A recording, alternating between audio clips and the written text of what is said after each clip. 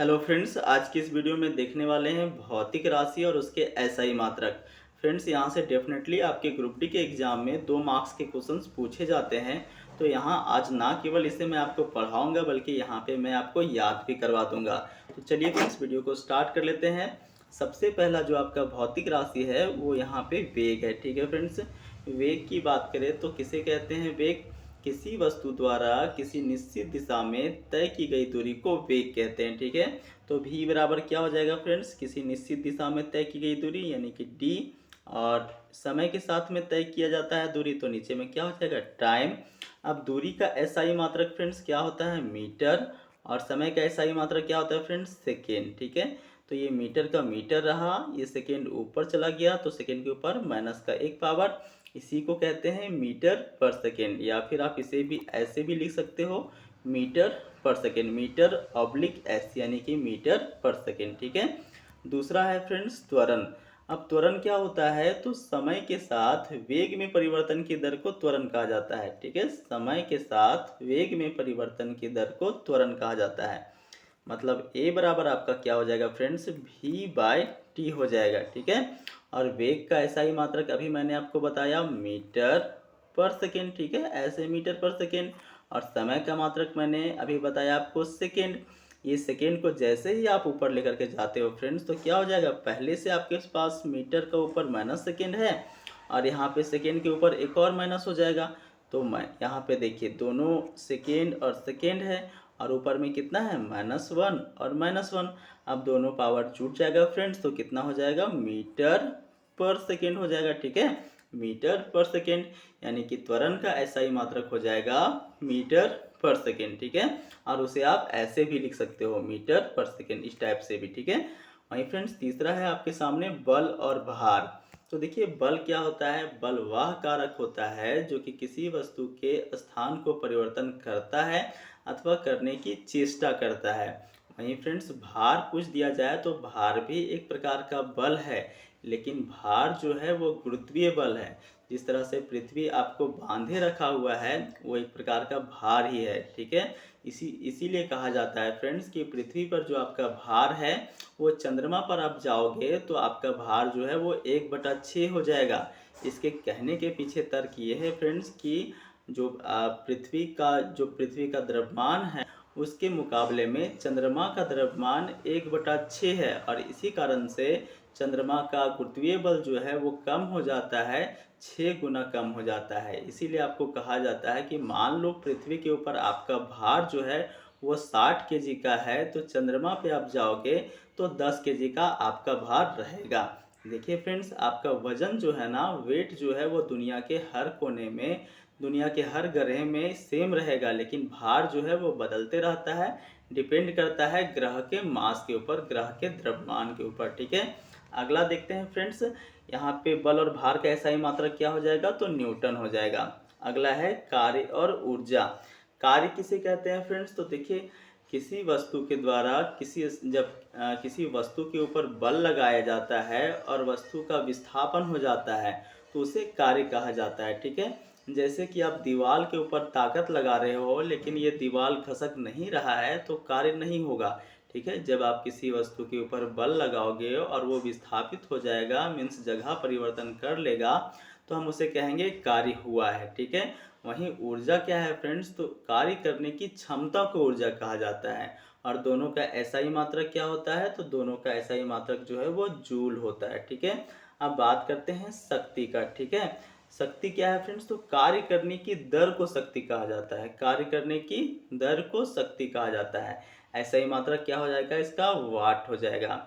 उसके बाद ये दोनों आपको एक साथ याद करना है, ज्योति तीव्रता और ज्योति फ्लक्स। ठीक है, ज्योति तीव्रता का कैंडेला याद रखना है और फ्लक्स का आपको ल्यूमेन याद रखना है। ठीक है, ज्योति फ्लक्स का आपको ल्यूमेन याद रखना है, ज्योति तीव्रता का कैंडेला और ज्योति फ्लक्स का ल्यूमेन। ठीक है फ्रेंड्स, अगला है आपका चुंबकीय फ्लक्स और मैग्नेटिक फ्लक्स। देखिए यहाँ पे फ्लक्स छूट गया है, यहाँ पे आप फ्लक्स को ऐड कर लीजिएगा। तो ये चुंबकीय फ्लक्स है जिसको इंग्लिश में मैग्नेटिक फ्लक्स कहा जाता है। इसका एसआई मात्रा क्या होता है फ्रेंड्स? तो वेबर होता है। ठीक है, चुंबकीय फ्लक्स और चुंबकीय प्रेरण को मैंने एक साथ लिखा है। मैग्नेटिक इंडक्शन का क्या हो जाएगा? टेस्ला हो जाएगा। ठीक है, अब अगला बात करते हैं फ्रेंड्स विभवांतर और विद्युत धारा का। सबसे पहला विभवांतर किसे कहा जाता है? विभवांतर की परिभाषा की बात करें फ्रेंड्स, तो इसका परिभाषा होता है इकाई धन आवेश को एक स्थान से दूसरे स्थान में ले जाने में किया गया कार्य को ही विभवांतर कहते हैं। जैसे कि फ्रेंड्स ये एक तरह का सर्किट आप देख पा रहे होंगे, एक तरह का ये सर्किट है और सर्किट में यहाँ पे मैंने बल्ब लगा दिया, ठीक है, और ये बैटरी है और यहाँ पे ये प्लस टर्मिनल है और ये माइनस टर्मिनल है और ये आपका कुंजी है यानी कि स्विच। स्विच को ऑन करते हैं तो ये धन आवेश जो है वो यहाँ से होते हुए यहाँ तक आता है। तो यही इकाई धन आवेश को एक स्थान से दूसरे स्थान तक ले जाने में जो कार्य किया जाता है बैटरी के द्वारा, उसी को हम लोग पोटेंशियल डिफरेंस या फिर विभवांतर कहते हैं। इसका एसआई मात्रक जो है वो वोल्ट हो जाता है, ठीक है। अगला बात करते हैं फ्रेंड्स विद्युत धारा का। तो विद्युत धारा क्या होता है फ्रेंड्स? तो चार्ज पर यूनिट टाइम, मतलब आवेश के प्रवाह को आवेश के प्रवाह के दर को ही विद्युत धारा कहा जाता है। जैसे कि फ्रेंड्स ये आपका एक सर्किट है और सर्किट में यहाँ पे बल्ब लगा हुआ है और ये प्लस टर्मिनल है, ये माइनस टर्मिनल है, ये स्विच है। स्विच को ऑन करते हो तो यहाँ से इलेक्ट्रॉन प्रवाह होता है, ठीक है, इलेक्ट्रॉन प्रवाह होता है तभी तो बल्ब जलता है, इसमें विद्युत धारा बहती है। तो इलेक्ट्रॉन प्रवाह होता है, इसी को इलेक्ट्रॉन के प्रवाह के दर को ही क्या कहा जाता है? विद्युत धारा कहा जाता है। और इसका एसआई मात्रक क्या हो जाएगा? तो एम्पियर हो जाएगा, ठीक है। आवेश आवेश का एसआई मात्रक क्या होता है? कूलम्ब होता है, ठीक है फ्रेंड्स। वहीं बात करते हैं लेंस की क्षमता का। तो लेंस की क्षमता यानी कि पावर ऑफ लेंस का एसआई मात्रक आपको याद करना है, डायोप्टर होता है। अगला है फ्रेंड्स रेजिस्टेंस। तो देखिए रेजिस्टेंस क्या होता है? तो आवेश जो प्रवाह होता है सर्किट के अंदर, ये जो सर्किट है इसके अंदर जो विद्युत धारा का प्रवाह होता है, इस प्रवाह को रोकने का कार्य जो है वो आपका आपका क्या करता है? तो रेजिस्टेंस करता है। देखिए फ्रेंड्स जनरली क्या होता है कि जब आप हीटर यूज करते हो या फिर इंडक्शन कुकर यूज करते हो तो उसमें क्या होता है? उसमें रेजिस्टेंस ज़्यादा होता है, वो मिश्र धातु का बना रहता है। वो क्या करता है कि आवेश के प्रवाह के दर को यानी धारा को रोकने का काम करता है और धारा के रोकने के कारण ही वो गर्म होता है और गर्म होने की वजह से जो आपका खाना है वो पक जाता है, ठीक है। तो आप प्रतिरोध का मतलब आप समझ में आ गया होगा आपको कि रोकने की क्षमता, धारा को रोकने की क्षमता को ही क्या कहा जाता है? प्रतिरोध कहा जाता है। और प्रतिरोध का एसआई मात्रक क्या हो जाएगा फ्रेंड्स? तो ओम हो जाएगा। अगला है विद्युत ऊर्जा यानी कि इलेक्ट्रिक एनर्जी। इलेक्ट्रिक एनर्जी की बात करें तो इसका एसआई मात्रक इलेक्ट्रॉन वोल्ट हो जाएगा। वहीं फ्रेंड्स टेम्परेचर देखें तो ताप का एसआई मात्रक केल्विन होता है। अगला है फ्रेंड्स सरफेस टेंशन यानी कि पृष्ठ तनाव।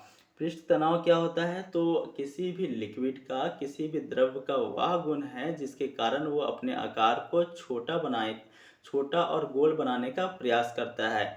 यही कारण है फ्रेंड्स कि जब बारिश होता है तो बारिश की बूंदें जो हैं वो गोल हो जाती है।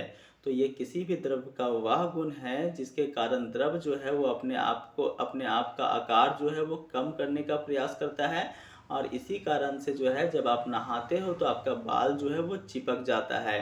तो सरफेस टेंशन का आपको मात्रक याद रखना है फ्रेंड्स, न्यूटन पर मीटर, ठीक है। न्यूटन बल लगता है तभी तो वो अपने आप को छोटा प्रयास करता है रखने का, और नीचे में डिस्टेंस, ठीक है। तो बल का ऐसे मात्रक न्यूटन और यहाँ पे मीटर, ये मीटर ऊपर गया तो क्या हो जाएगा? न्यूटन पर मीटर हो जाएगा, ठीक है फ्रेंड्स। तो आपको याद रख लेना है कि सरफेस टेंशन का एसआई मात्रक न्यूटन पर मीटर होता है। अगला है फ्रेंड्स प्रदीप्त घनत्व यानी कि ल्यूमिनेटेड डेंसिटी। तो ल्यूमिनेटेड डेंसिटी का आपको याद रखना है लक्स होता है, ठीक है। अगला है फ्रेंड्स कोणीय वेग।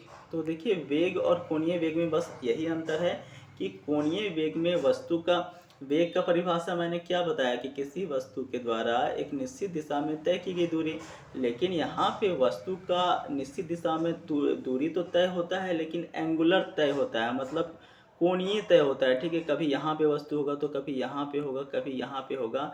इस वजह से इसका जो एसआई मात्रक हो जाता है, जैसे दूरी का हो जाता है आपका डिस्टेंस अपॉन टाइम, ठीक है। तो यहाँ भी डिस्टेंस अपॉन टाइम होगा, यहाँ भी नीचे सेकेंड होगा, लेकिन चूंकि यहाँ पे एंगुलर डिस्टेंस है, ठीक है, इसलिए इसका मात्रक जो है वो रेडियन हो जाता है। तो इसको हम लोग लिख सकते हैं रेडियन पर सेकेंड, ठीक है। तो कोणीय वेग का एसआई मात्रक रेडियन पर सेकेंड हो जाएगा। अगला है फ्रेंड्स डेंसिटी यानी कि घनत्व। तो घनत्व किसे कहते हैं? किसी वस्तु के इकाई आयतन के द्रव्यमान को घनत्व कहते हैं। मतलब कि मास बाय वॉल्यूम, ठीक है, मास बाय वॉल्यूम यानी कि द्रव्यमान बटा आयतन को ही घनत्व कहा जाता है। द्रव्यमान बटा आयतन को घनत्व कहा जाता है, ठीक है फ्रेंड्स, द्रव्यमान बाय आयतन को। तो द्रव्यमान का एसआई मात्रक क्या होता है? केजी होता है, ठीक है, केजी होता है। और वॉल्यूम का एसआई मात्रक क्या हो जाएगा? वॉल्यूम का होता है मीटर क्यूब। तो इसको जब आप ऊपर लेते चले जाओगे तो क्या हो जाएगा? केजी पर मीटर क्यूब हो जाएगा, ठीक है, केजी पर मीटर क्यूब हो जाएगा। तो इस तरह से घनत्व का एसआई मात्रक जो है वो केजी पर मीटर क्यूब होता है। और फ्रेंड्स किसी प्रकार का क्वेरी हो तो कमेंट सेक्शन में ज़रूर पूछें। मैं आपको इस चैनल के माध्यम से कंप्लीट ग्रुप डी का तैयारी करवाने वाला हूं। मैं आपको इसी प्रकार से महत्वपूर्ण टॉपिक जो है वो मैथ के अंदर, रीजनिंग के अंदर, साइंस के अंदर जितने भी टॉपिक है और जीके के अंदर सारे टॉपिक को कवर करवाऊँगा। तो चैनल को सब्सक्राइब कर लें। मिलते हैं एक नेक्स्ट वीडियो में, तब तक के लिए नमस्कार।